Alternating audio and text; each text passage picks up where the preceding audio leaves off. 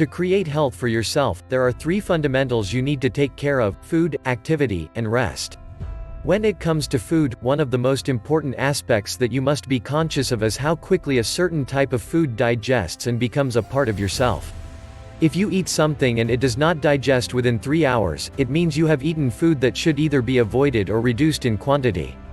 If the food moves out of your stomach within 3 hours, it means that even if it is not the best food, it is still something your system is able to handle.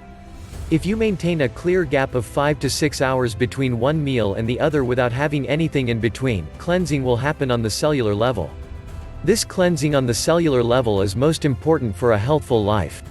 If you are over 30 years of age, 2 good meals a day will suffice, one in the morning and one in the evening. There must be 3 hours gap after the evening meal, before you go to bed. If this includes at least 20 to 30 minutes of light physical activity, such as simple walking, your system will largely be healthy.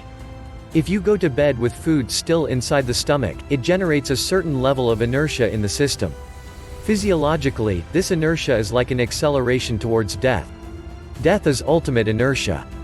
Another dimension is that if you go to bed with a full stomach, it puts pressure on other organs in the abdomen. This will also lead to various kinds of health issues. For that reason too, it is very important that before you go to bed, the food you have eaten has moved out of the stomach. As you sleep in different postures, the stomach should not put pressure on other organs at any point. Number 2. Use your body. When it comes to activity, one simple thing that we need to consider is that our body is capable of bending forward, bending backward, and twisting to both sides. This much activity must happen in some kind of form. Classical Hatha Yoga is the best way to do it, and a scientific one. If classical Hatha Yoga is not yet part of your life, you must somehow make sure that every day, you bend forward, backward, twist to both sides, and squat so that the spinal column is stretched. This is a must for everybody on a daily basis if you want to keep the entire system healthy, particularly the neurological system, which will otherwise be an issue as one ages. Number 3. Get enough rest, but not too much. The volume of rest that an individual person needs is determined by various factors. One important factor is the type and the volume of food that you consume.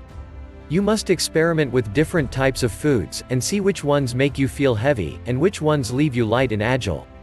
If you make sure that at least 40% of your diet consists of fresh vegetables and fruits, there will be lightness in the body.